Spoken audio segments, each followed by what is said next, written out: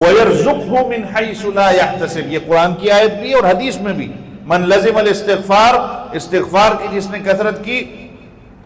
جعل اللہ له من كل هم فرجا ومن كل ضيق مخرجا ورزقه من حيث لا يحتسب، اس کو رزق وہاں سے دیا جاتا ہے جہاں سے اس کا وہم و گمان بھی نہیں ہوتا۔ ہمارے بزرگان دین اس میں کہتے ہیں کہ ہمیں جہاں سے گمان ہوتا ہے کبھی کبھار وہاں سے ہمیں رزق نہیں ملتا، اور جب انسان استغفار کرے، تقوی اختیار کرے، جہاں سے اس کو گمان نہیں ہوتا وہاں سے اس کو ملتا ہے۔ آپ کو جہاں سے گمان ہے، مجھے جہاں سے گمان ہے، بعض اوقات وہاں سے ملتا بھی نہیں ہے۔ اب یہ کل پہلی تاریخ آ رہی ہے، آپ سوچو گے کہ مجھے تنخواہ ملی، ہو سکتا ہے اگر اللہ نہ کرے آپ کا باس کہے کہ بھائی پیچھے سے کوئی مسئلہ آ رہا ہے، تنخواہ نہیں دے سکتے، آپ کو گمان تھا نا یہاں سے۔ اور جب استغفار اور کثرت استغفار اور تقوی اختیار کرنے والا ہوتا ہے تو کہاں کہاں سے ملتا ہے کہ جہاں سے گمان بھی نہیں تھا۔ حضرت مقداد صحابی رسول ہیں رضی اللہ تعالی عنہ، قضاء حاجت کے لیے جاتے ہیں، تو قضاء حاجت کے لیے ابن ماجہ کی حدیث ہے، بیٹھتے ہیں قضاء حاجت کے لیے تو سامنے ایک چوہے کی بل نظر آتی ہے، تو دیکھتے ہیں کہ چوہا اندر جاتا ہے، اپنے منہ میں کچھ دینار گولڈ کوئنز لے کے آتا ہے تو سامنے رکھتا ہے، پھر اندر جاتا ہے، پھر نکالتا ہے، پھر اندر جاتا ہے، حتیٰ کہ اتنے زیادہ کہ 17-18 دینار وہاں پر بن گئے، گولڈ کوئنز۔ تو حضرت مقداد رضی اللہ عنہ کہنے لگے کہ میں نے وہ اپنی حاجت پوری کی، میں اٹھا، میں نے وہاں سے وہ اٹھائے، اللہ کے رسول صلی اللہ علیہ وسلم کے پاس لے آیا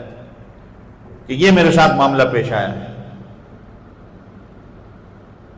تو اللہ کے رسول صلی اللہ علیہ وسلم نے فرمایا کہ یہ تمہارے لیے اللہ نے رزق کا دروازہ کھولا تھا، لے جاؤ، اللہ اس میں برکت دے۔ تو اس سے میں نے یہ سوچا کہ وہ چوہے کی بل سے، جن لوگوں کے اندر تقوی اور استغفار کی کثرت تھی، چوہے کی بل سے اس کو رزق ملا ہے، اور ہمارے اندر آج اتنا ہونے کے باوجود بھی ہمارا وہ چوہے کی بل سے نکلا، ہمارا سارا جو ہے دنیا کے بلوں کے اندر چلا جاتا ہے، یہ فلاں بل ہے، یہ فلاں بل ہے، یہ فلاں بل ہے۔ وہ کہتے ہیں نا کہ بل اتنے آئے کہ میں بل بلا اٹھا، اتنے زیادہ بل آ گئے کہ میں ہی بل بلا گیا۔ حضرت مولانا احمد علی لاہوری رحمۃ اللہ علیہ، پتہ نہیں آپ نے نام سنا، بڑے بزرگ گزرے ہیں،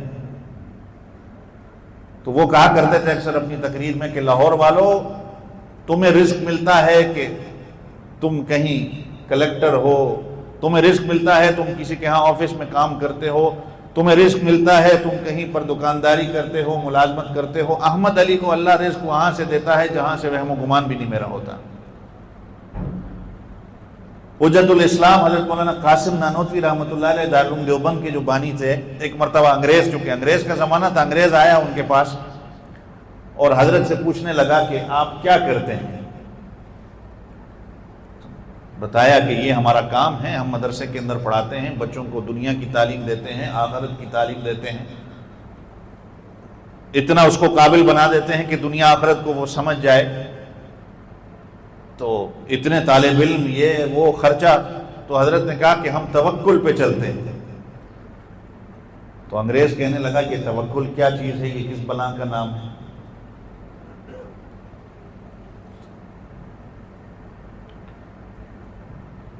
توکل سمجھایا لیکن اس کو سمجھ نہیں آئی۔ خیر، حضرت سے جب بات کر کے اٹھنے لگا تو اس وقت کے 10 روپے اس نے حضرت کے سامنے رکھے کہ یہ میری طرف سے 10 روپے رکھ لیں، یہ بچوں کا جو خرچہ ہے اس کے اندر لگا لیں۔ تو حضرت نے کہا یہی میں تجھے سمجھا رہا ہوں، یہ اس کو توکل کہا جاتا ہے، یہ توکل ہے۔ انگریز کہاں سے مدرسے کے اندر آئے اور کس کو کیا پتا اس نے کیا دینا ہے، لیکن توکل یہ ہے کہ وہم و گمان جہاں سے بھی نہ ہو، یہ وہاں سے رزق ملا ہے۔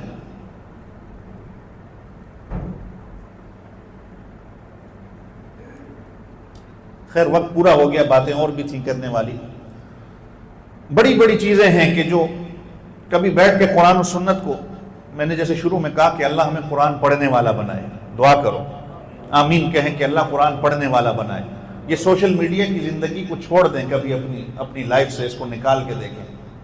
آج کل تو ہفتے بعد آپ کو فون بتاتا ہے نا کہ آپ نے کتنا فون پچھلے ہفتے یوز کیا ہے۔